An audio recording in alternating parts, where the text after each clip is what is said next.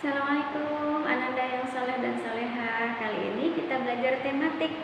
Tema 1, subtema 1, pembelajaran 1. Dalam tema 1 ini membahas tentang hidup rukun. Hidup rukun di mana ya? Di mana saja. Di keluarga, di rumah, di sekolah, dan juga di masyarakat. Bersama teman-teman kita semuanya. Harus selalu hidup rukun dan saling membantu. Hidup rukun di rumah bersama dengan anggota keluarga kita. Di rumah siapa saja ya anggota keluarganya? Ada ayah, ada bunda, ada kakak, ada aku, dan ada adik. Bunda, aku gak punya kakak. Ya deh, berarti ada ayah, ada bunda, ada aku, ada adik.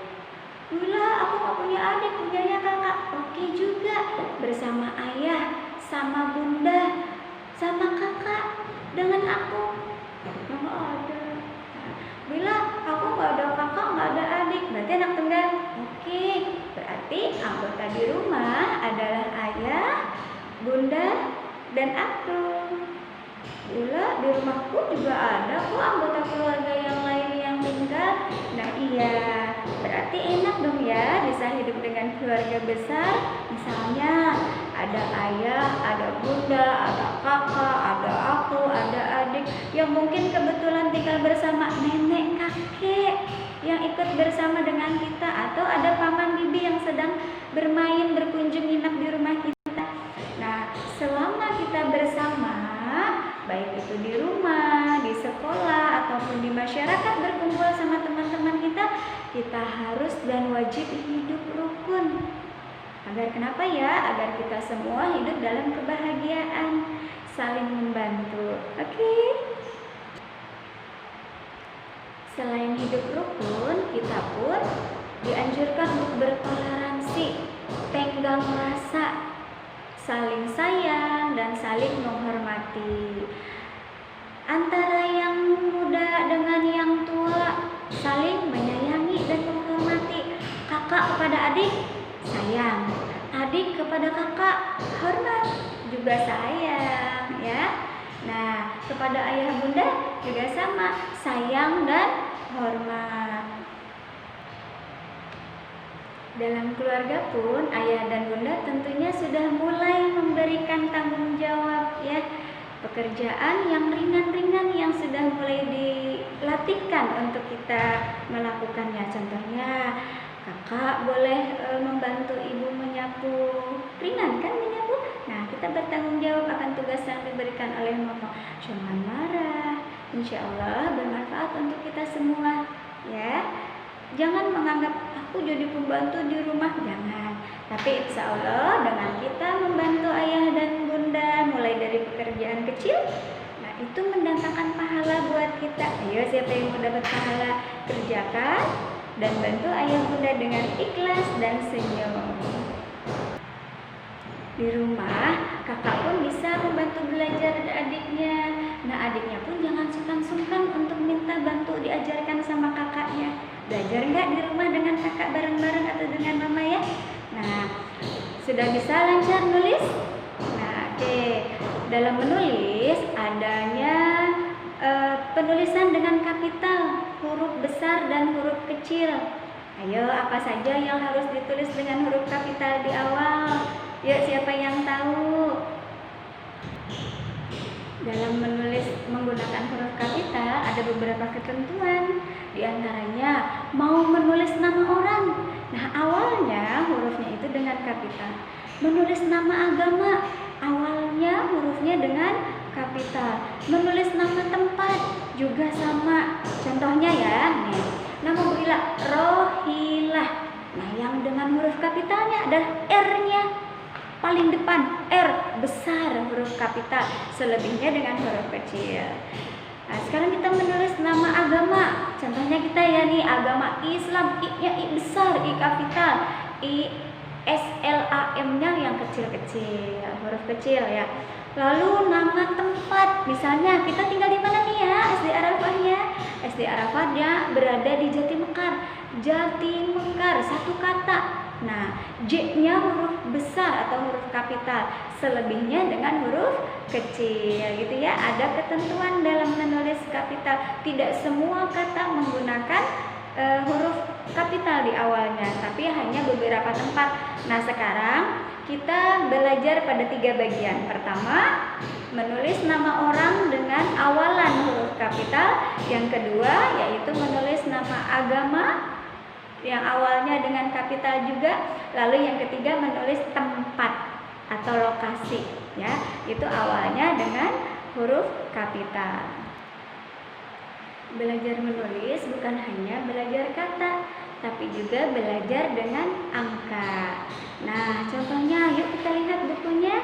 Nah, di halaman 6 ada angka 1, 2, dan 3 berdampingan menulisnya. Nah, itu ada tata cara membacanya atau yang disebut dengan nilai tempat. Oke, kalau angkanya cuma 1, contohnya 5, maka disebut satuan. Nah, kalau angkanya ada 2, misalnya 2 dan 7. Yang di belakang angka 7 disebut satuan. 2-nya yang di depan disebut puluhan. Kalau angkanya ada 2, yang pertama puluhan, yang kedua satuan. Nah, contoh di buku kita angkanya 1, 2, dan 3. Paling awal angka 1 punya nilai ratusan. Nah, yang kedua atau yang di tengah-tengahnya itu punya nilai puluhan. Sedangkan yang terakhir kebetulannya angka 3. Nah, di sana punya nilai satuan. Oke, kita ulang lagi. 3 angka yang berturut-turut ditulis, paling awal disebut ya, ratusan. Yang kedua atau yang di tengah-tengah disebut puluhan. Nah, yang terakhir atau yang paling belakangan disebut satuan. Oke, kita ulangi lagi 3 urutan angka, ratusan, puluhan, yang terakhir satuan. Oke, coba lagi. Bu Ila punya 3 angka. Oke, dengarkan. 7, 3, dan 5. Coba Bu Ila mau acak ya. Mana yang disebut puluhan? Iya, betul, 3-nya. Mana yang disebut ratusan? Iya, 7-nya. Mana yang disebut satuan? Iya, angka 5-nya. Oke, sekarang sudah paham? Iya, apabila ada 3 angka berturut-turut, maka yang di awal disebut ratusan, yang di tengah disebut puluhan, dan yang terakhir disebut satuan. Mudah ya? Oke, nanti kita akan coba mengerjakan tugas-tugas yang ada di buku kita. Bu Ila akan memberitahukannya ya. Oke, sekarang kita dengan tugas anak-anakku semua. Yang pertama, yuk kita sebutkan anggota keluarga kita yang ada di rumah.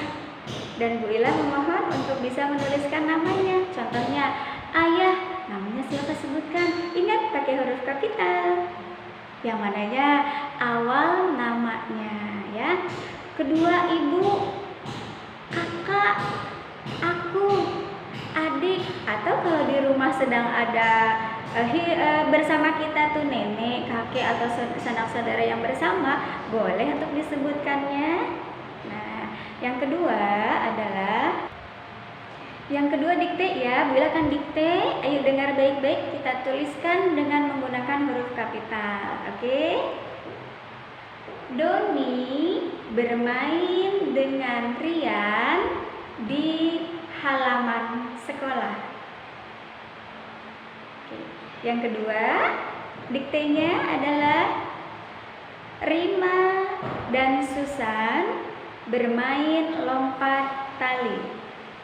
Oke, pasti bisa menggunakan huruf kapital. Nah, selanjutnya kita lihat di buku halaman 6. Di sana ada tugas dari buku tersebut untuk menentukan angka-angka mana yang berada pada nilai tempatnya. Ya, di sana mudah. Tapi Bu Ila mau nambahin nih, boleh ya? Nanti kerjakan di buku tulis. Oke. Angkanya didengarkan, 2 aja deh. 8, 3, 4. Oke, Bu ulangi.